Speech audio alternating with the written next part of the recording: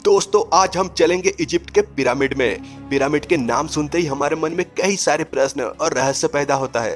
तो आज हम जानेंगे कैसे 4500 साल पहले जमीन से 480 फीट ऊंचा पिरामिड को बनाया होगा, कैसे 50 टन वाले लगभग 23 लाख बड़े बड़े पत्थर को इतनी ऊंचाई में चढ़ाया होगा, उस समय के इंजीनियरिंग टेक्निक कैसा रहा होगा, और पिरामिड जिस जगह पे बना है वो जगह पृथ्वी के ठीक सेंटर पे मौजूद है। उस समय पृथ्वी के सेंटर कैसे ढूंढा होगा और पिरामिड के अंदर क्या है जिसके लिए इतने सारे रहस्य कहानियां चलता रहता है। तो चलिए आज पिरामिड के बारे में वो सब बातें जानते हैं। दोस्तों ऐसे नॉलेजेबल बातें जानने के लिए चैनल को सब्सक्राइब कीजिए और बेल बटन को दबा दीजिए। पिरामिड इतने सालों से कैसे टिका हुआ है? यही तो बात है नील, जो इसे और ज्यादा खास बनाता है। जो 4500 सालों से कई भूकंप, कई खतरनाक तूफानों का सामना किया, लेकिन अभी भी वैसा के वैसा ही खड़ा हुआ है। इसे देख के तो ऐसा लगता है जैसे ये वक्त को ही चैलेंज कर रहा है।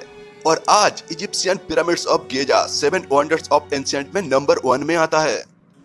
प्रोफेसर, क्या पिरामिड दुनिया में बस एक ही है? नहीं, पर ज्यादातर लोग यही जानते हैं कि पिरामिड सिर्फ इजिप्ट में है, लेकिन ना तो सबसे अधिक पिरामिड इजिप्ट में है और ना ही सबसे बड़ा पिरामिड इजिप्ट में है। सूडान में सबसे अधिक 255 पिरामिड्स है, जो इजिप्शियन पिरामिड से भी 500 साल पहले बनाए गए थे। और दुनिया का सबसे बड़ा पिरामिड चोलुला, जो मैक्सिको में है। तो इजिप्शियन पिरामिड में ऐसा क्या बात है जो बाकी सब पिरामिडों से उसे अलग बनाता है? ये इसलिए खास है क्योंकि जब ये पिरामिड बना था तब मैथ्स और आर्किटेक्चर्स को दुनिया में एक्सेप्टेंस नहीं मिली थी, और जब पाइथागोरस ट्रायंगल थ्योरी निकाला था उससे भी 2500 साल पहले ये बना था।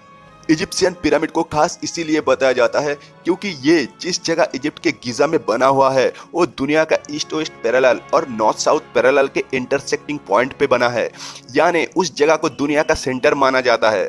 और उस जमाने में मॉडर्न साइंस जैसे कंपास कैलकुलेशन के बिना ये काम करना सरप्राइजिंग था। तो उस समय पृथ्वी के डायरेक्शन के बारे में कैसे पता किया? उस समय पोलर स्टार यानी वो सितारे जिनके मदद से अर्थ के पोल का पता पड़ता है, उनके मदद से पिरामिड के हर साइड को मार्क किया गया। ना कोई कंपास और ना कोई ऑप्टिकल इंस्ट्रूमेंट, और वो इतने सटीक बनाया कि वो पूरा नॉर्थ को फेस करता है। इस बेसिक टेक्निक से इतने हजारों साल पहले इस पिरामिड के डायरेक्शन सेट किया गया था, वो भी 0 एरर के साथ। आखिर उस समय इतनी बड़ी पिरामिड को क्यों बनाया गया था? उस जमाने में इजिप्ट में राजाओं का राज था, इनको फराउस कहा जाता था।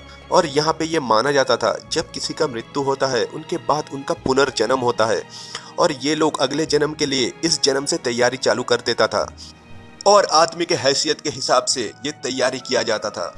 और सभी फराव अपने लिए एक बहुत बड़ा समाधि स्थल बनाना चाहता था, और इसी वजह से ये पिरामिड बनाया गया था। मृत्यु के बाद एक नया जीवन मिलता है, इसी मान्यता के वजह से ये लोग मृत शरीर को ना तो दफनाता था और ना ही जलाता था। उस शरीर को ये लोग मौमी बना के रखता था ताकि वो शरीर ना सड़े ना गले। और ये मौमी बनाने के लिए ये लोग कुछ विशेष प्रक्रिया से शरीर का अंदर का कुछ अंग निकाल लेता था और कुछ केमिकल लगाया हुआ कपड़ों से उस शरीर को लपेट देता था। और दोस्तों, मौमी कैसे बनाया जाता था उसका फुल प्रोसेस का वीडियो हम कभी अलग से बना के देंगे। तो फराउस का उस मौमी को उस पिरामिड में रखा जाता था, और उस मौमी के साथ उसका रोज का इस्तेमाल किया हुआ चीजें रखा जाता था। उसमें से ज्यादातर चीजें गोल्ड का हुआ करता था। क्या पिरामिड पूरा सॉलिड बना हुआ है या अंदर से कुछ है? नहीं, पिरामिड ऑफ गिजा पूरा सॉलिड स्मारक नहीं है। इनके अंदर 3 लार्ज चेम्बर्स यानी कमरे हैं। सबसे नीचे का चेम्बर्स को क्वीन चेम्बर्स कहते हैं। उनके ऊपर रहस्यमय कमरा है जिनको ग्रैंड कैलोरी कहते हैं, और सबसे ऊपर किंग खुफू या फेरोस का चेम्बर्स है। और इस तीनों चेम्बर्स को पैसेजेस यानी रास्तों से जोड़ा गया है। प्रोफेसर, उस समय ना क्रेन था और ना इतना एडवांस टेक्नोलॉजी, तो इतने बड़े बड़े पत्थरों से इतने बड़े पिरामिड कैसे बनाया होगा? कई एक्सपर्टों का मानना है कि उस समय का आर्किटेक्ट्स ने पहले ऐसी जमीन तलाश किए होंगे जो लाखों टन वजनी पत्थरों का वजन झेल सके। उसके बाद पोलर स्टार के मदद से पिरामिड के हर साइड को मार्क किया गया और डायरेक्शन सही किया गया। उसके बाद इस जमीन का लेवल किया गया, क्योंकि जिस 13 एकड़ जमीन पे ये पिरामिड बनेगा, अगर उसका लेवल थोड़ा भी इधर उधर होता तो 23 लाख पत्थरों का इस पहाड़ का खड़ा होना मुमकिन नहीं था। और उस जमीन के लेवल करने के लिए उस समय का इंजीनियर्स के पास ना तो कोई लेजर लेवल था और ना ही बबल लेवल। एक्सपर्ट का मानना है कंस्ट्रक्शन साइट के चारों साइड पे खड्डा करके पानी डाला होगा, फिर एक साइड के पानी के लेवल से दूसरे साइड के पानी के लेवल को मैच किया गया होगा।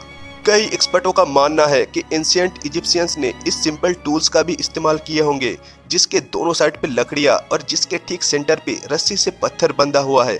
अगर वो पत्थर जमीन पे टच करता है और वो रस्सी ठीक सेंटर लाइन पे आ रही होगी तो इसका मतलब बीच की जमीन परफेक्ट लेवल्ड है। और अब ये सब हो जाने के बाद पिरामिड के लिए जो पत्थर चाहिए था वो कुछ खास किस्म का पत्थर था, जिसे आज लाइमस्टोन कहा जाता है, और वो पत्थर कंस्ट्रक्शन साइट गीजा से 250 किलोमीटर दूर तोरा में पाया जाता था और वहां से लाना था। लेकिन हर एक 50 टन वाले 23 लाख पत्थरों को गीजा तक कैसे लेके जाए? आज के जैसे ट्रांसपोर्ट भी नहीं था। अजीब बात यह है कि ये काम मजदूर और कश्तियों के मदद से किया गया था। तोरा और गीजा के बीच मौजूद रिवर का फायदा उठा के बड़ी बड़ी कश्तियों पे ये पत्थर गीजा तक पहुंचाया गया, लेकिन ये काम भी आसान नहीं था। एक्सपर्ट का मानना है शिपिंग में लोडिंग और अनलोडिंग में एक ही वक्त में कम से कम 500 मजदूर लगाया जाता था। उस जमाने में उतने बड़े बड़े पत्थरों को कैसे काटा जाता था? उस समय कुछ ऐसे ही छेनी के जैसे टूल्स इस्तेमाल किए होंगे, लेकिन उस समय तक लोहे का आविष्कार नहीं हुआ था। एक्सपर्ट का कहना है पिरामिड कंस्ट्रक्शन पे इस्तेमाल होने वाले छेनी सिर्फ कॉपर के नहीं बने थे, क्योंकि कॉपर नरम होता है और वो पत्थर नहीं काट सकता, इसीलिए इसमें केमिकल आर्सेनिक भी शामिल किया गया। और ऐसे ही कॉपर और आर्सेनिक से बनाया गया छेनी से कई घंटों के मेहनत से बड़े बड़े पत्थर को शेप में लाया जाता था। तो इतने बड़े वजनदार पत्थरों को इतनी ऊपर तक कैसे चढ़ाया होगा?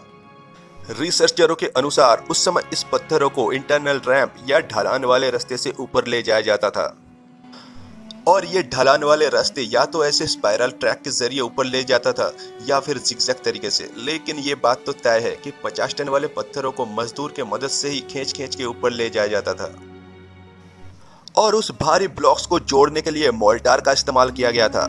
ये एक सैंड, लाइम और जिप्सम का पेस्ट है जो हर ब्लॉक को जोड़ने का काम किया, और इसे जोड़ने के बाद इसकी स्ट्रेंथ उस जोड़े हुए पत्थरों से भी ज्यादा स्ट्रांग हो गया था। और ये भी एक वजह है जो पिरामिड को वक्त का मार झेलने में इतना मदद मिला। और एक हैरान करने वाला बात था कि अंदर के कंपार्टमेंट में इस्तेमाल होने वाला पत्थर लाइमस्टोन नहीं था, वो ग्रेनाइट स्टोन के इस्तेमाल किया गया था।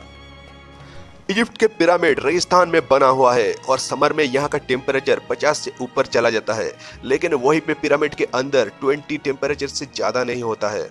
आज के पिरामिड देखने में तो स्ट्रॉन्ग है, लेकिन उतने अट्रैक्टिव नहीं है जैसा उस जमाने में हुआ करता था, क्योंकि जब ये बनाया गया था तब उनके बाहर से सफेद पॉलिश किए हुए शाइनिंग लाइमस्टोन केसिंग ब्लॉक का इस्तेमाल किया गया था, और इसलिए रात में ये विशाल मोतियों के जैसे चमकते थे। लेकिन 13वीं सेंचुरी के अर्थक्वेक और चोरी की वजह से स्मूथ लाइमस्टोन सब खत्म हो गए। 2011 के रिसर्च में जब रिमोट कैमरा इस्तेमाल किया गया तब पिरामिड के सबसे ऊपर के हिस्से में प्योर गोल्ड कैपस्टोन यूज किया हुआ था, ये पाया गया। और इस पिरामिड में 3 दरवाजे भी थे, और वो हर एक दरवाजा 20 टन के थे। लेकिन इन दरवाजों का अलाइनमेंट इतने सटीक तरीके से बनाया गया था कि कोई भी आदमी उसे बस एक हाथ से ही खोल सकता था। और कई एक्सपर्टों का तो ये भी मानना है कि उस टाइम पे पिरामिड को पावर प्लांट की तरह इस्तेमाल किया जाता था, क्योंकि पिरामिड के अंदर से जो मटेरियल्स मिला और पिरामिड का ढांचा जिस तरीके से बना हुआ है, उस हिसाब से इन लोगों को लगता है कि उस टाइम पे पिरामिड बिजली पैदा करने का काम करता था। लेकिन इस सब बातों का कोई पक्का सबूत नहीं है। और नील, इस पिरामिड को लेकर दुनिया में काफी अफवाह फैला है, जैसे पिरामिड को कोई इंसान ने नहीं बल्कि एलियंस ने बनाया है। और ये भी कहा जाता है कि पिरामिड के अंदर ऐसे कमरे हैं जो शापित है, अगर वो कमरा खुल जाए तो उस श्राप से सब कुछ तबाह हो जाएगा। और ये सब और कुछ नहीं, बस अफवाह है। और क्या तुम्हें पता है इजिप्शियन गवर्नमेंट भी ये सब शापित वाले कहानी पे बिलीव करते हैं, और इसके चलते कई बार रिसर्चरों को काम करने से रोका है। तो दोस्तों, अगर इस वीडियो से आपको कुछ भी जानने को मिला तो प्लीज इस वीडियो को एक लाइक दे दीजिए, और ऐसे ही नॉलेजेबल बातें जानना है तो इस चैनल को सब्सक्राइब करके रखिए और इस बेल बटन को दबा दीजिए। धन्यवाद। जय हिंद।